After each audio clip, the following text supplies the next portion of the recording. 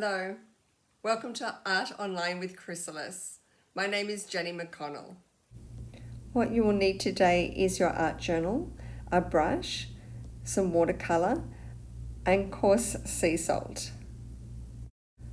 I often like to find other artists' work online and print out a copy and use it as a reference for teaching myself art. I am new to watercolor myself, and so I've used this painting as a reference to help me learn some watercolor techniques. So this is quite a dark blue, so I'm mixing blue and black together to get a bluey black dark water for the horizon. So I just draw a line first for the horizon.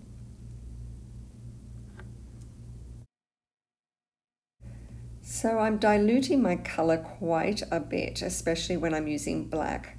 I don't want it to be too dark. So the more water I use, the more diluted the color is.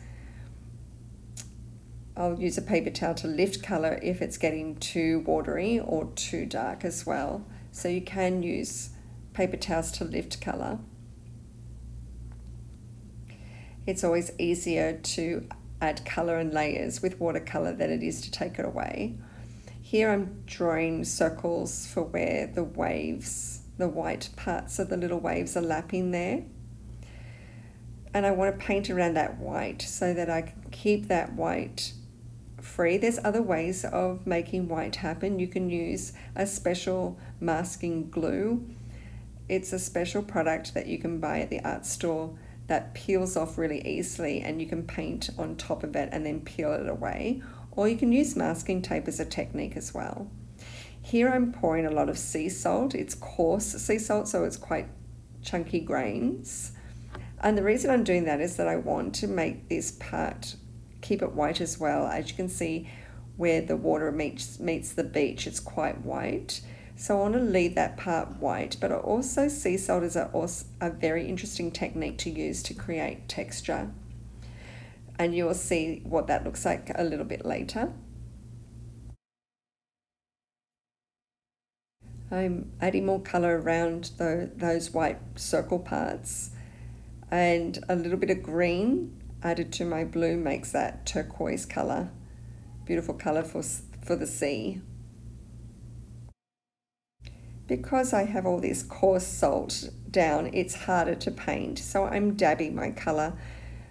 I'm going backwards and forwards from the water to the pigment on my palette and adding more pigment and water, and this makes it wetter. So the more water I have, the wetter it is, but it's easier for dabbing and drizzling colored water onto my page. Now I'm adding more coarse salt where it's quite wet, and what will happen now is that salt drinks in some of the color as it dries, and later when I brush off the salt you will see a really interesting texture. And where the salt is really thick down the edge here on the right, hopefully, because I'm just practicing and experimenting a little bit here too, hopefully a lot of white will be left. I'm just putting in some yellow oxide and yellow together to create the sand and some beach area.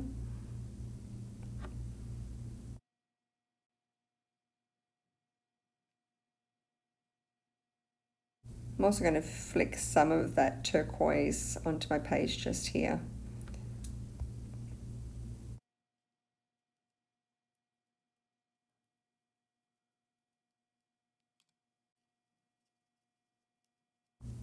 I do have limited colours. I've only got 12 colours on my palette, just like a lot of people do who received an art kit.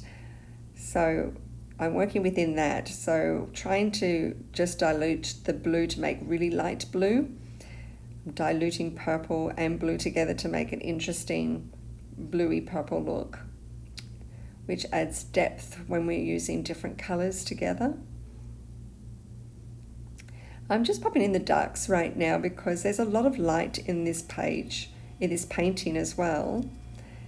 So Now I'm coming in with the yellows where it's quite light and bright, and then I'll be overlapping too with a little bit of orange and a little bit of red or pink. The way I get pink is to really dilute my red with water. Just coming back over here, making it a little bit darker but not too dark, so I'm just lifting the colour up again. I also like the texture that is created when I use a paper towel for lifting colour. I'm trying to get this peachy look with a little bit of red, but it's kind of orangey brown. Not quite the colour I was hoping for. Yeah, using a bit of orange and lifting it, and when I lift it, it kind of gives a bit more of that peachy look. I think I probably should have used red instead to get that peachy look and diluted it. More pinks rather than oranges, but there is orange in this painting, so I'm definitely using some orange here as well. And now I'm coming in with a little bit of red too. I'm lifting it to try and get it more of a pink look rather than a really deep red look. I'm coming back over this sky with some darker blue. I probably could have left it the way it was. I didn't really need to come in, and it's hard to sometimes decide when to stop and when you feel like your painting is finished.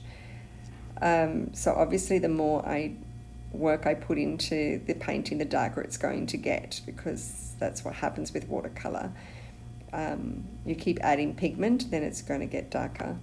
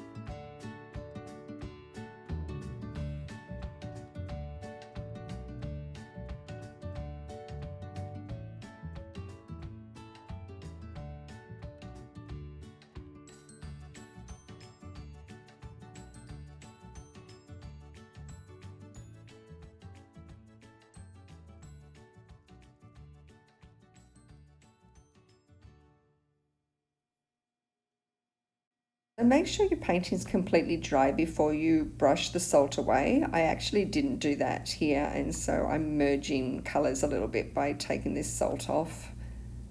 And here's a final look at what my painting looks like. It actually looks like I've left salt on it, but I haven't. That's just the outcome of putting the coarse salt on and then brushing it off once it's dry.